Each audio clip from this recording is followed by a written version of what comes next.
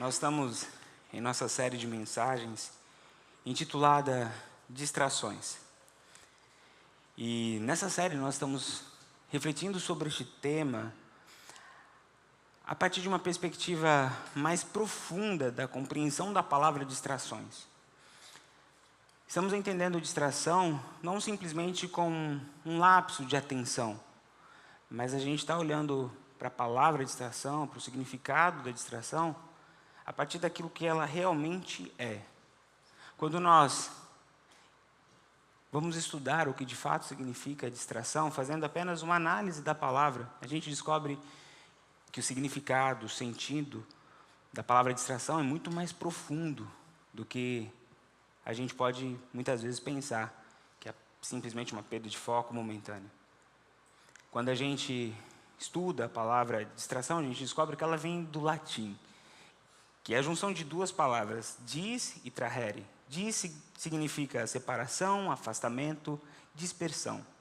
Trahere significa puxar, arrastar, conduzir. Dessa forma, a palavra distração tem o significado de ser aquela realidade onde nós somos puxados para sermos separados daquilo que realmente importa. Distração é aquela realidade que nos arrasta, que nos afasta do centro que deveríamos estar. Distração é aquela realidade que nos conduz para uma dispersão, para mandar para longe. Isso só analisando a palavra distração na perspectiva da sua raiz etimológica no latim.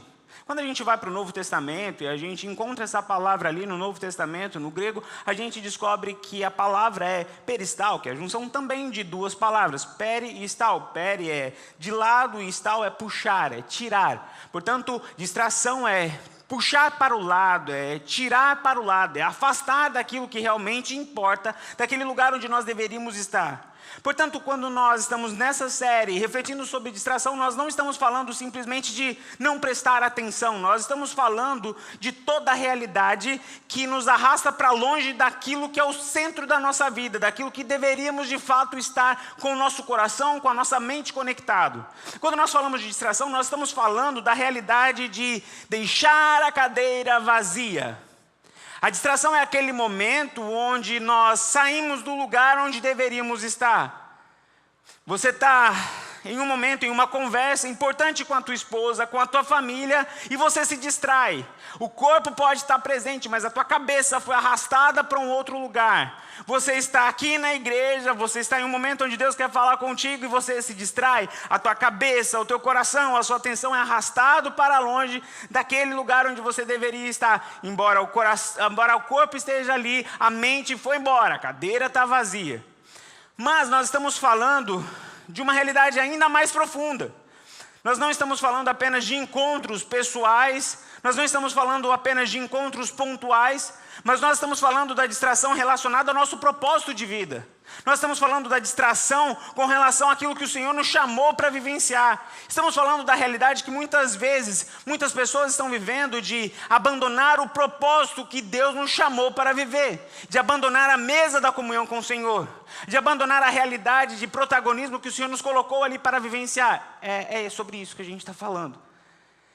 E ao longo dessa nossa jornada, nessa série de mensagens, algo que o Senhor tem ministrado aos nossos corações é que uma das estratégias que o inimigo tem usado para tirar pessoas do foco não é se levantar com uma estratégia de destruição, mas é usar a artimanha da distração. E aí tomamos emprestado essa fala do teatro que veio aqui na igreja, o Giovannici, com a peça Distração, que é: o inimigo não quer apenas nos destruir, ele quer nos distrair. Ao longo dessa série nós já refletimos no nosso primeiro momento sobre este tema, quando o Teatro Giovannici veio aqui, nós refletimos sobre redes sociais, comodismo e realidades do dia a dia que nos distraem. Depois, a partir da primeira mensagem, começamos a refletir sobre como trabalho, riqueza e prioridades podem também ser realidades de distração. Depois, nós começamos a refletir sobre uma outra categoria de distração, aquela que vem por meio de pessoas. E vimos como muitas vezes a zombaria e o menosprezo, a intimidação e o medo podem ser também realidades de distração. Diga-se de passagem, semana passada tivemos um momento muito especial, onde o Senhor ministrou sobre a realidade do medo e como nós em Cristo vencemos essa realidade. Bom, algo que tem ficado muito claro para nós ao longo dessa jornada é que, muitas vezes, a distração chega até nós também por meio de pessoas. Às vezes, pessoas que chamamos de inimigos, e outras vezes, por meio de pessoas que chamamos de amigos. Às vezes, a distração chega por meio de conversas, preocupações, opinião, e outras vezes, ela chega por meio de influências. E é exatamente sobre isso que nós vamos conversar hoje. Hoje nós vamos ver, à luz da palavra de Deus, como a influência de pessoas pode nos distrair, pode nos tirar do centro da vontade de Deus, pode nos tirar da mesa da comunhão, pode nos tirar da realidade para o qual o Senhor nos chamou para cumprir, o propósito que o Senhor colocou em nossas mãos para realizar.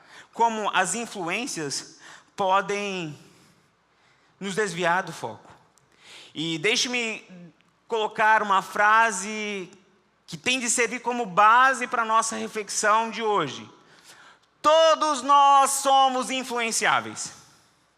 Independente da sua idade, independente do tempo que você tem de igreja, todos nós somos influenciáveis. Não caia na ilusão de pensar que porque você tem uma idade já mais elevada, porque você já tem muito tempo de igreja, você não é influenciável. Acredite, sim, todos nós somos mais influenciáveis do que nós imaginamos. E essa certeza não é obtida simplesmente porque o pastor Emanuel falou. Não, essa certeza é obtida porque a palavra de Deus deixa isso bem claro para nós. Em 1 Coríntios capítulo 15, verso 33. Não vos enganeis, as más companhias corrompem os bons costumes. No matter what, não, independente do que, de quando, de como, as más companhias corrompem os bons costumes. Quando a gente olha para a palavra de Deus, a gente vê essa afirmação sendo clara e sendo pontuada de uma maneira muito real e viva para nós. Mas quando nós olhamos para a realidade da igreja, a gente vê isso também se manifestando de uma maneira muito séria e triste. Meus irmãos, vocês não têm noção. Quantas pessoas eu vi e vejo perdendo o foco por conta de más influências. E pior, não apenas perdendo o foco, se perdendo. Muitas pessoas, muitas famílias estão se perdendo porque se permitem se lançar em realidades onde são influenciadas. E eu acredito que essa é uma mensagem necessária e importante para a igreja de hoje. Porque muitos estão se perdendo, muitos estão se desviando do caminho, muitos estão entregando o seu coração na mão do inimigo, achando que isso não tem nada a ver. E quando a gente olha para a palavra de Deus, a gente vê que essa foi uma das principais estratégias de Satanás para destruir o povo de Deus. Eu poderia citar aqui muitos exemplos, mas eu vou citar apenas um exemplo que mostra como as influências podem destruir o povo de Deus. Um exemplo muito importante é o exemplo que a gente consegue ver na história de Balaão, quando o povo de Israel estava na sua jornada, e então um reino se levantou e falou: a gente precisa destruir esse povo. Como a gente vai fazer isso? Já sabemos. Se o que é o segredo do sucesso, do avanço desse povo é a bênção de Deus, vamos contratar um profeta para amaldiçoar esse povo. Vamos contratar Balaão. Balaão vai, tenta até amaldiçoar o povo. Vai de um lado, tenta não dar certo. Vai do outro lado, tenta não dar certo. Vai do outro lado, tenta não dar certo. A resposta de Balaão é: como é que eu vou amaldiçoar aquilo que Deus decidiu abençoar? A história seria linda se terminasse aí, porém não acaba aí. A história continua e a gente vê que o povo não foi destruído de fora para dentro, mas ele foi afetado de dentro para fora. A maldição não conseguiu ser impetrada sobre Israel quando Balaão profetizou contra Israel. Mas, quando Israel abriu as portas para o inimigo entrar e começou a ter relação com o inimigo, Israel foi amaldiçoado, porque ele se permitiu ser influenciado. E ali Israel, ao invés de desfrutar de bênção, desfrutou de maldição. Sabe? nós não temos de fato de temer os levantes de Satanás se estamos com Cristo. Nada pode destruir a igreja. Entretanto, nós podemos nos implodir. Nós podemos ser destruídos de dentro para fora. E isso só acontece quando nós ignoramos o poder destrutivo das más influências. Nós vamos olhar de uma maneira, diria, um tanto quanto cuidadosa para a vida de um dos homens mais intrigantes da história do povo de Deus. Hoje nós vamos refletir sobre a história de Salomão. E hoje nós vamos ver, a partir da história de Salomão, o poder destrutivo das más influências. Eu quero convidar os irmãos a abrirem suas Bíblias em 1 Reis, capítulo 3, e nós vamos ler do verso 6 até o verso 10, nesse primeiro momento. Mas deixe a sua Bíblia aberta, porque nós vamos revisitar o texto, e nós vamos olhar para a vida deste homem de uma maneira completa, do começo ao fim. 1 Reis, capítulo 3, do verso 6 até o verso 10.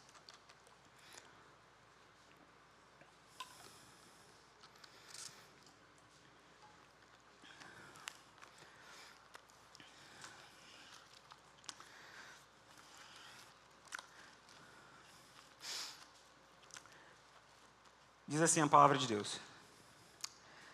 Salomão respondeu: Tu foste muito bondoso para com teu servo Davi, meu pai, porque ele andou diante de ti com fidelidade, justiça e retidão de coração. E tu conservaste essa grande bondade e lhe deste um filho que se assentaste no seu trono, como se vê neste dia. Agora, ó Senhor meu Deus, tu estabeleceste teu servo como rei em lugar de Davi, meu pai. Mas eu sou muito novo, eu não sei comandar o povo na guerra. Teu servo está no meio de teu povo escolhido, povo grande, que nem se pode contar, nem numerar, de tão grande que é. Dá a teu servo entendimento para julgar teu povo, para discernir com sabedoria entre o bem e o mal. Pois quem poderá julgar este teu povo tão numeroso? O Senhor se agradou de Salomão por ter pedido tal coisa. Aqui nós estamos no começo da história de Salomão. Salomão, de fato, começa muito bem. Ele começa com um coração bom. Salomão, ele começa... A gente consegue ver aqui nesse simples diálogo, nessa simples oração de Salomão, a gente consegue ver temor. A gente consegue ver ele buscando ao Senhor como fonte de sua sabedoria. A gente vê na oração de Salomão esse desejo de agradar o coração de Deus. Ele começa de fato muito bem. Tanto que a vida de Salomão e essa oração, ele recebe o selo de aprovação da parte de Deus. O texto vai dizer aqui, olha, o Senhor se agradou de Salomão. Esse é o coração de Salomão. É o coração que nesse momento se agrada em Deus e Deus se agrada dele. E pelo fato de Deus ter se agradado de Salomão, o Senhor derrama muitas bênçãos sobre a vida de Salomão. A gente segue lendo a história de Salomão e a gente vê o Senhor derramando sobre a vida dele sabedoria. E a gente vê episódios icônicos ali, quando, por exemplo, as mulheres trazem um bebê e ele tem que decidir de quem era o filho. E Deus dá a ele uma sabedoria sobrenatural, ele toma uma decisão de sabedoria. Aquilo ali era a graça de Deus, era a bênção de Deus. Depois a gente vê essa mesma sabedoria sendo atestada quando reis e rainhas vêm até ele pedindo conselhos. E o grande momento disso é quando a rainha de Sabá vai até ele, pede conselhos e ouve sobre todas as realidades que ela pergunta para ele. E ela fica admirada com tamanha sabedoria. O Senhor se agrada de Salomão e o Senhor derrama bênção sobre Salomão. E o Senhor nessa bênção derrama sabedoria. Mas não apenas isso, o Senhor derrama riqueza sobre Salomão. Segundo o registro bíblico, ele recebia cerca de 22 a 25 toneladas de ouro por ano. Na época de Salomão, tinha tanto ouro em Israel que a prata não tinha valor. O Senhor se agrada de Salomão, o Senhor abençoa Salomão, o Senhor dá sabedoria, o Senhor dá riqueza a Salomão. Na época de Salomão, o povo de Israel vivenciou o seu momento de maior prosperidade. Foi Salomão que constrói o templo mais glorioso da história de Israel. embora não fosse o maior, mas era o mais glorioso, todo revestido de ouro. Esse era Salomão. Porém, no começo da sua história. Agora vamos dar um salto. E a gente vai para o fim da história de Salomão. Lembra que no começo da história, um marco foi: Deus se agradou de Salomão. Vamos agora para o fim. 1 Reis, capítulo 11, verso 9. Por isso, o Senhor se indignou contra Salomão, porque o seu coração se desviara do Senhor, Deus de Israel, que lhe aparecera 2 vezes. Veja, no começo, o Senhor se agrada de Salomão. No final, o Senhor se indignou contra Salomão. A palavra indignar aqui é ficar profundamente irado. Essa palavra aqui revela a manifestação da ira do Senhor. E a beleza do texto é que ela fala o porquê que o Senhor se indignou, ficou furioso contra Salomão. O texto vai dizer que é porque o coração dele se desviou do Senhor. Bom, agora veja o que o coração desviado de Salomão fez, porque se desviou do Senhor. O texto também deixa isso registrado. No verso 5, Salomão seguiu a Astarote, a deusa dos Sidônios, e a Milcom, a abominação dos Amonitas. Verso 7 e verso 8. Neste tempo, Salomão edificou um altar a Camos, abominação dos Moabitas, sobre o monte ao lado de Jerusalém, e a Maloque, abominação dos Amonitas. Ele fez o mesmo para todas as suas mulheres estrangeiras, as quais queimavam incenso e ofereciam sacrifício aos seus deuses. Veja, o Senhor fica furioso com o Salomão. Por que o Senhor fica furioso? Porque o coração dele se desviou. E o que o coração dele desviado fez que deixou o Senhor tão furioso? Ele começou a adorar outros deuses e ele construiu templos e altares para outros deuses. Muitas vezes quando a gente lê esses nomes estranhos na Bíblia, Maloque, Malom, e a gente ouve tudo isso, parece que não faz muito sentido para a gente passa isso como se fosse um assunto de menor importância. Mas eu vou explicar um pouco sobre essas religiões, sobre esses deuses, para que a gente possa ter uma noção um pouco melhor do buraco onde Salomão se enfiou, aonde ele foi parar. Eu vou explicar um pouco o que significa, de fato, seguir esses deuses e montar templos para esses deuses. E para explicar essa realidade, eu vou tentar trazer alguns paralelos com religiões dos nossos dias que façam também sentido para nós. O texto deixa aqui claro para nós que Salomão edificou um altar a Camos. Veja, o culto a Camos, dentre outras coisas, envolvia sacrifício de animais, oferenda de alimentos e bebida ao deus Camos. Seria equivalente a fazer despacho para macumba.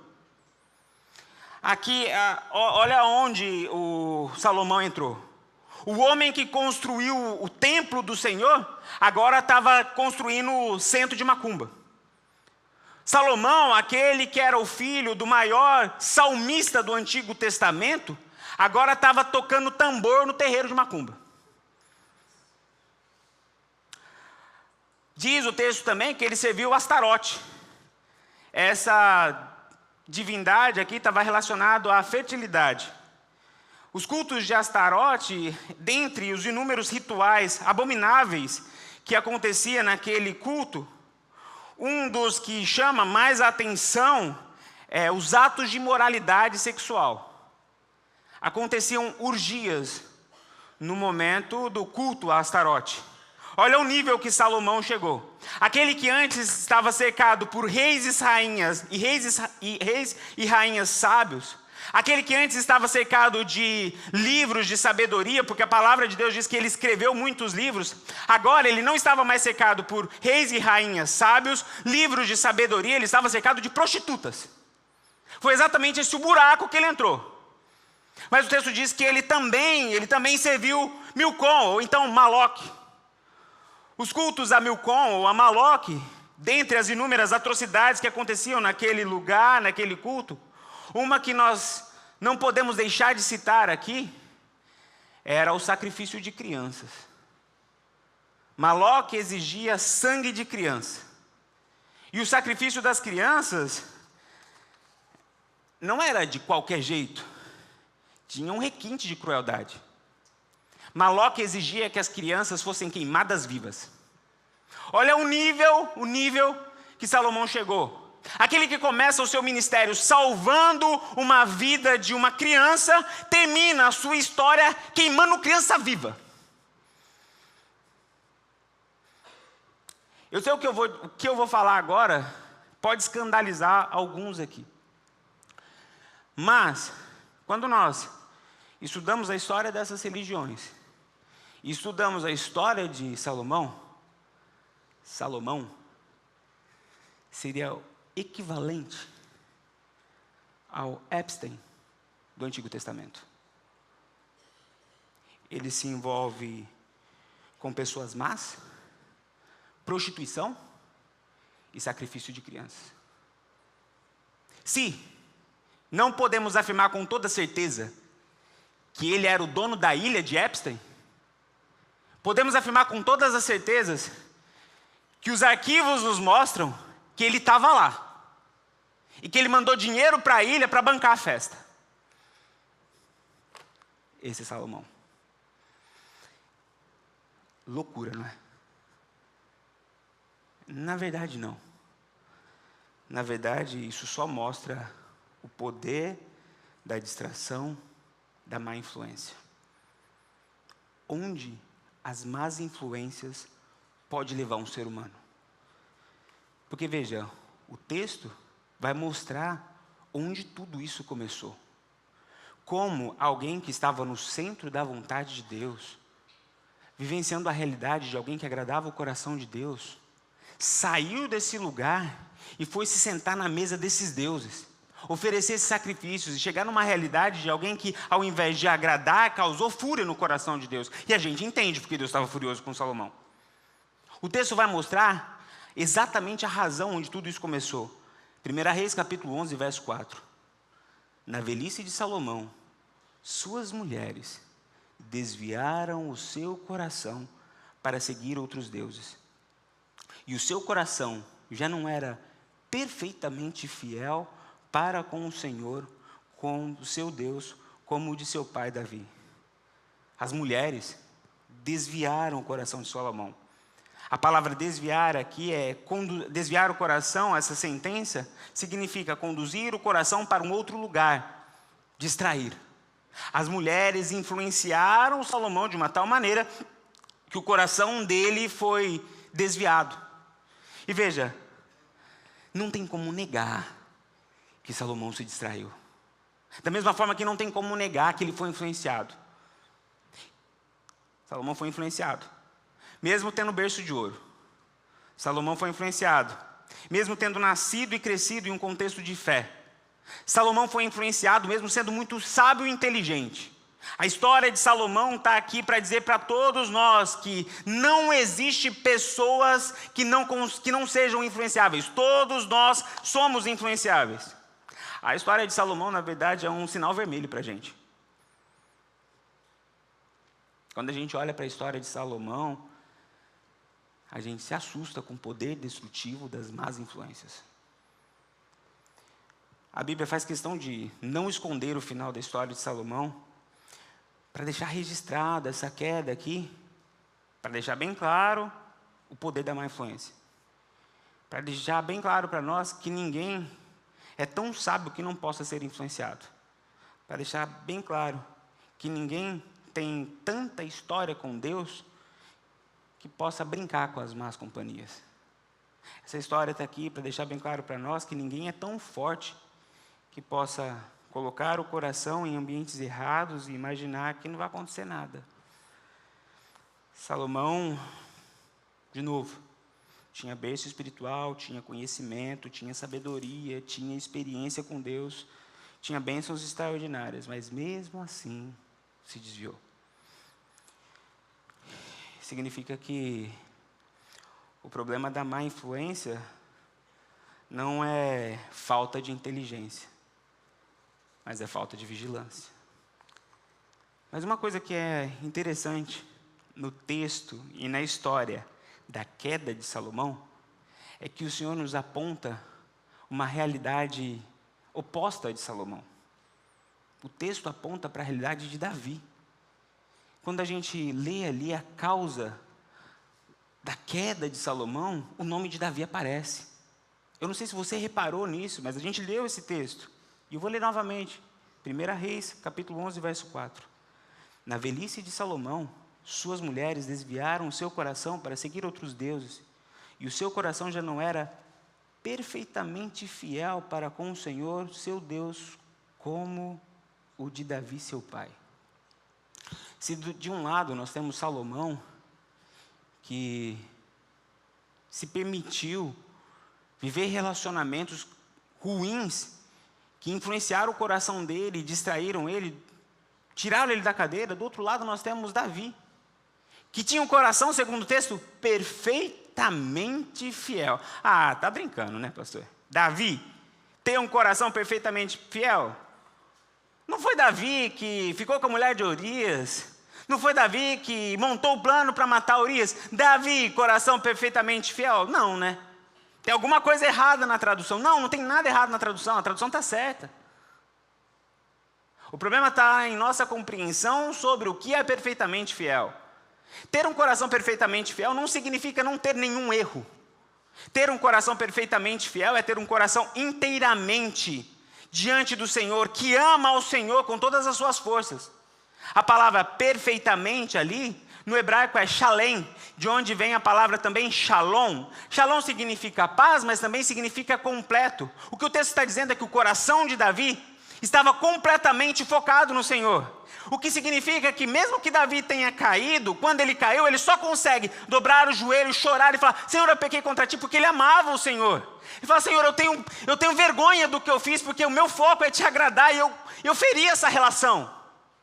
E quando a gente olha para Salomão, não. Salomão, ele cai, ele vai se apaixonando, ele vai se encantando por esse mundo, ele vai se encantando com esses deuses, ele vai se encantando com o som do batuque da macumba, ele vai se encantando com o som da realidade das orgias, ele vai se encantando com o sangue das crianças. Esse é Salomão. Mas não foi do nada, foi um processo. Uma mulher por vez, uma conversa por vez, uma relação por vez, uma visita por vez. Já Davi não. Davi tinha um coração perfeitamente fiel. Amava a Deus. Agora a pergunta é, como Davi conseguiu blindar o coração dele? Porque Davi, ele também era humano, exposto à mesma realidade de contaminação do coração que Salomão. Mas como Davi conseguiu blindar o coração dele de maneira a não permitir se lançar a realidades onde ele seria influenciado por más pessoas, por más influências? Quando a gente vai para os Salmos, a gente se depara com o Salmo 26. Esse Salmo 26 foi um salmo escrito por Davi. Ali, ele fala do processo de higiene do coração dele, das relações dele, o que ele fazia para não ser influenciado. Veja o que o texto diz. Salmo, capítulo 26, verso 4 e verso 5. Não tenho me assentado com homens falsos, nem me associado com hipócritas. Eu odeio o ajuntamento de malfeitores.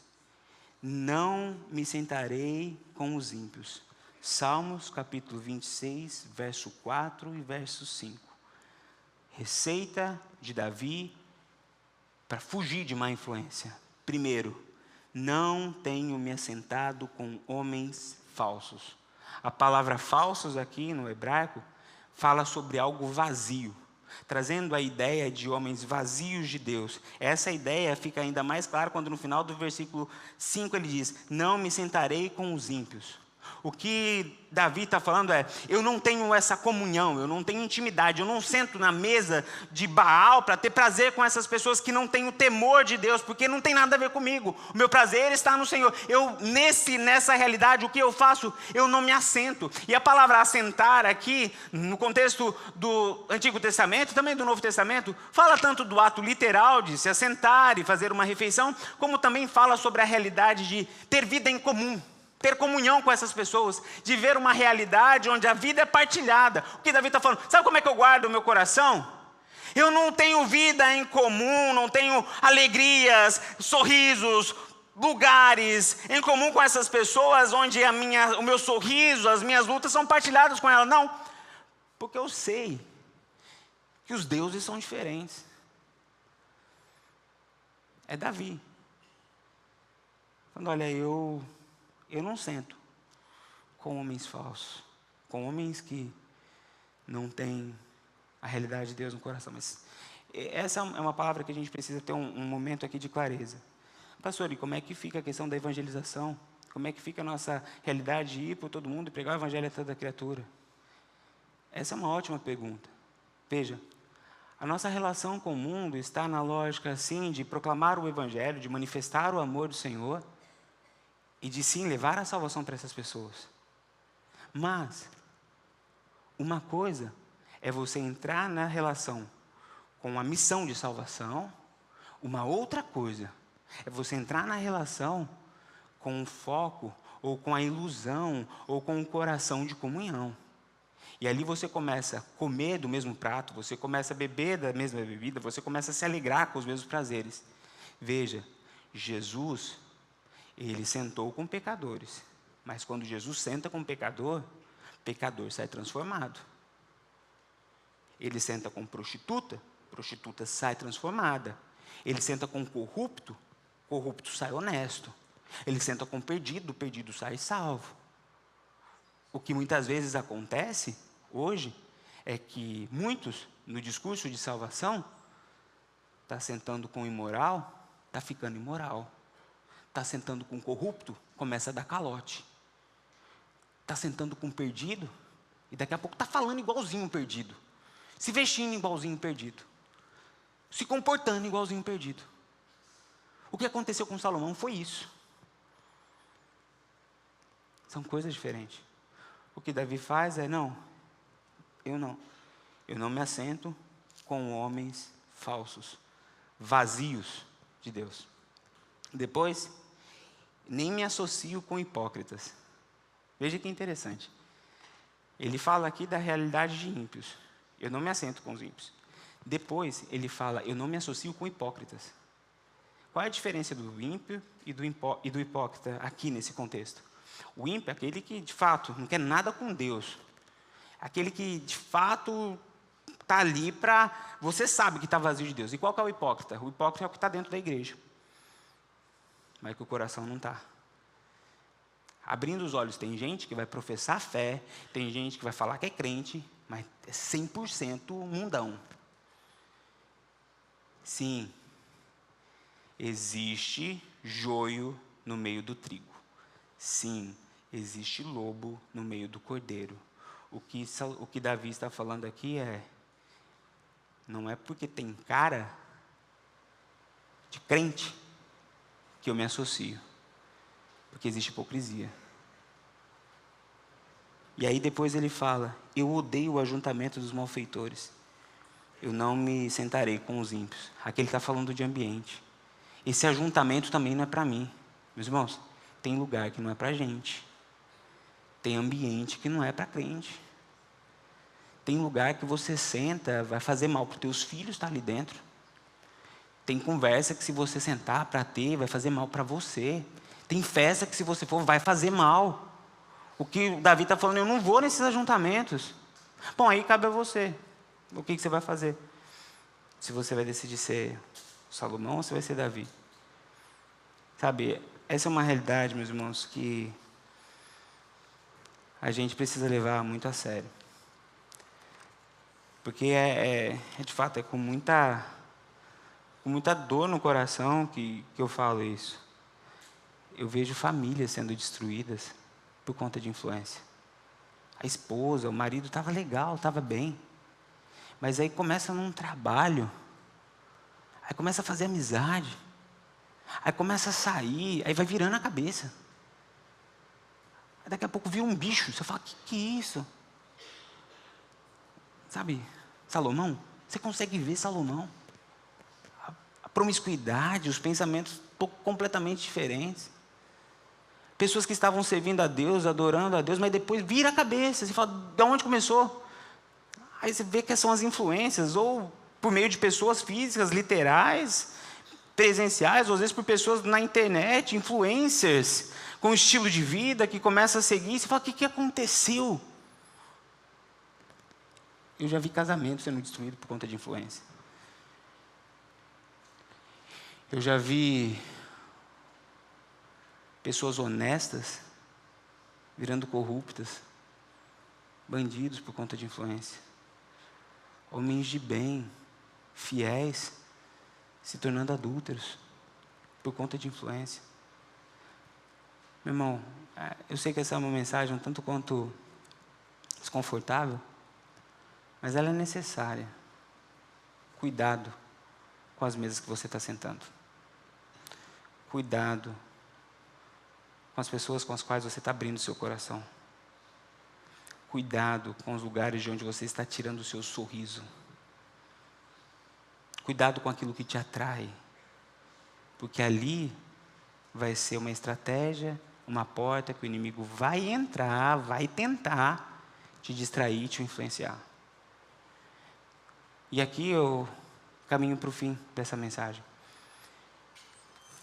A gente vê Salomão saindo da cadeira, do trono de santidade, de governo que o Senhor havia colocado para ele e se perdendo por influência. Pessoas que foram chamando, pessoas que foram convidando, mulheres que foram se deitando com ele e conseguiu tirar Salomão dali. Mas a gente viu Davi, que estava aqui, com o coração no Senhor. E quando ele caiu dessa cadeira, ele se colocou de joelho e falou, Senhor, tenha misericórdia de mim. Me ajuda, eu pequei, eu errei, tenha misericórdia de mim. E aí a graça do Senhor alcançou Davi, e Davi volta para essa cadeira.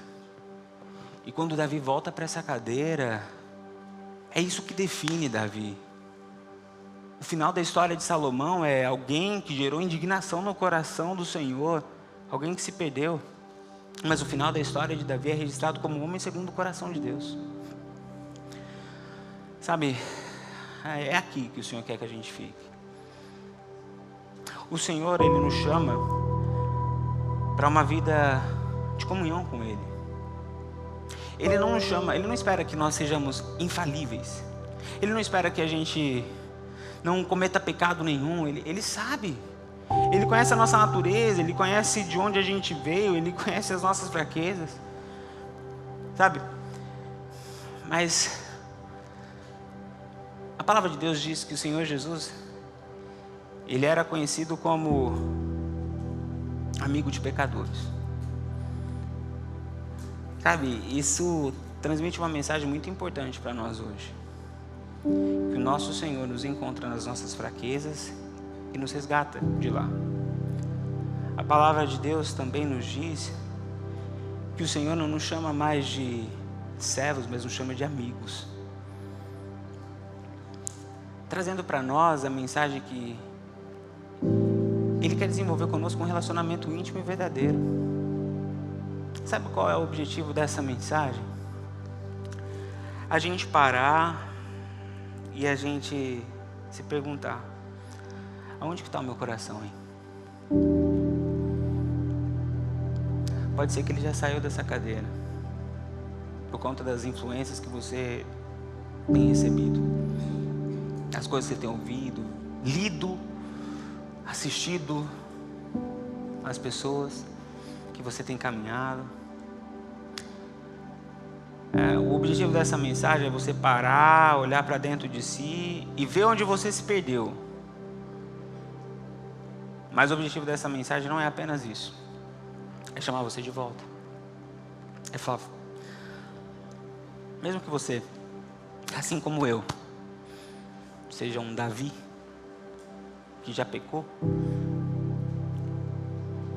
que você coloca o seu coração inteiramente no Senhor e fala: Deus, eu quero voltar. Eu quero voltar ao primeiro amor.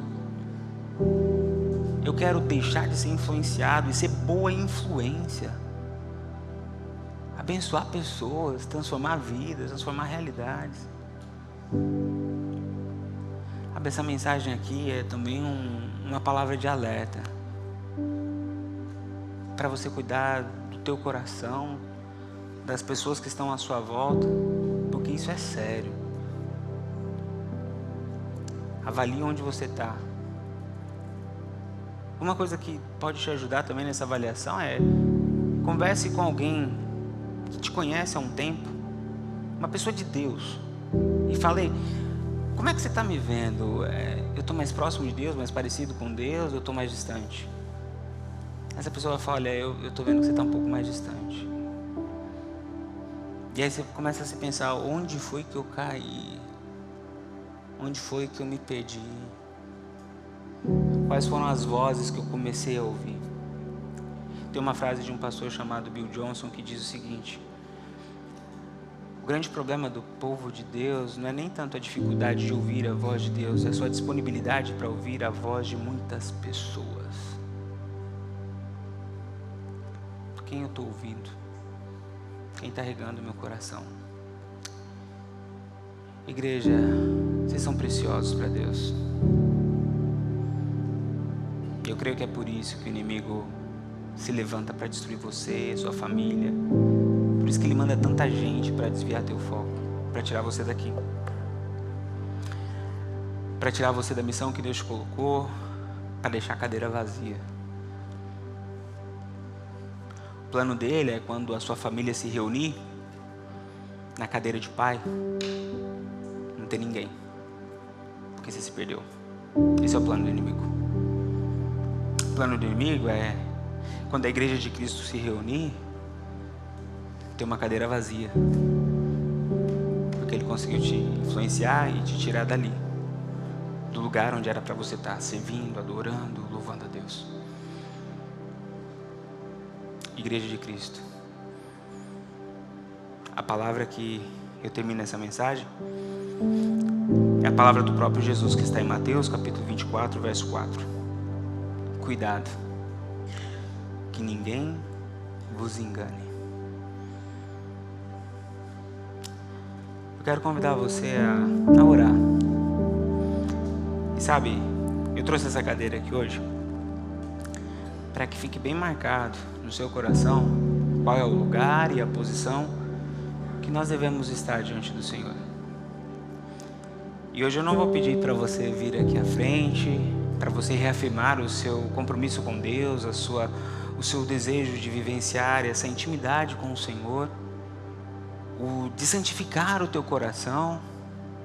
Ou então, eu não vou pedir para que você se levante ou venha aqui à frente como uma resposta dizendo ao Senhor: Senhor, eu vou romper com as amizades que eu preciso romper, eu vou romper com os relacionamentos que eu preciso romper, que estão me desviando dos teus caminhos, que estão me distanciando do Senhor.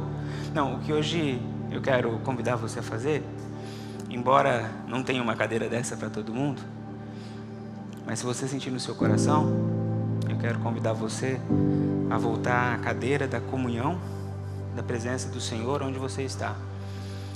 E se você sentir no seu coração, se colocar de joelho onde você estiver e fala: Deus, eu quero mais de Ti. Eu quero voltar ao primeiro amor.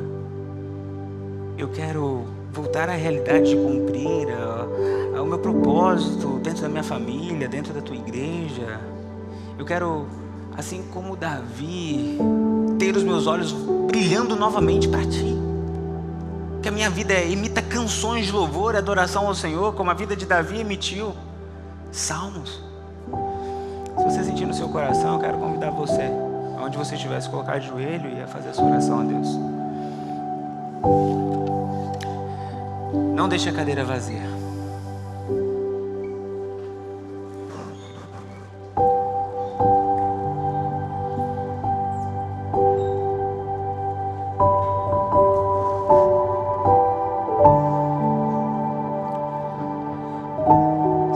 Deus, nosso Pai, nesse momento nós nos colocamos aqui de joelhos, ó Pai, na Tua presença,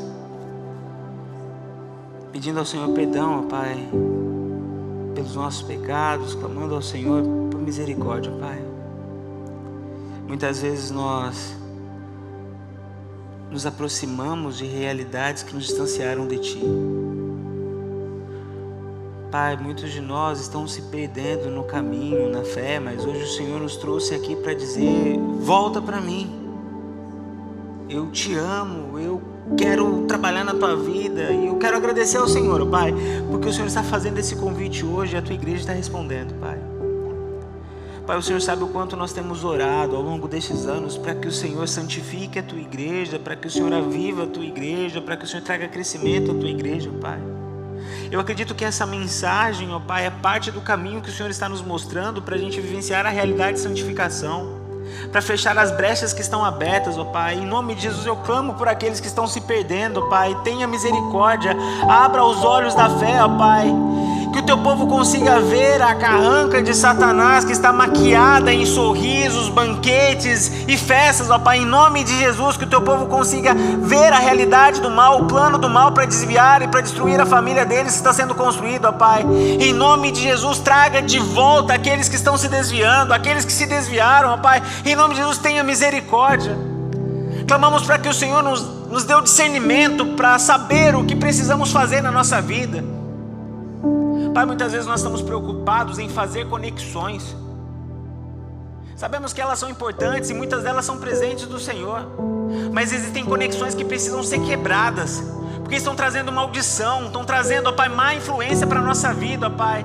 Por isso, em nome de Jesus, nós clamamos discernimento da Tua parte, para entendermos, para vermos essas conexões, e clamamos ao Senhor para que o Senhor nos dê coragem, ousadia, firmeza para dizer basta, para quebrar relacionamentos de morte, para quebrar relacionamentos que estão trazendo, ó Pai, maldição, perdição, ó Pai. Em nome de Jesus, tenha misericórdia da Tua igreja, ó Pai. Nos dê visão e nos dê coragem, Pai, para que a gente possa Te obedecer, para que a gente possa, ó Pai, santificar o nosso coração, para que a gente nunca saia do lugar onde não deveríamos ter saído, da Tua presença, Pai. Aviva o nosso coração, Pai.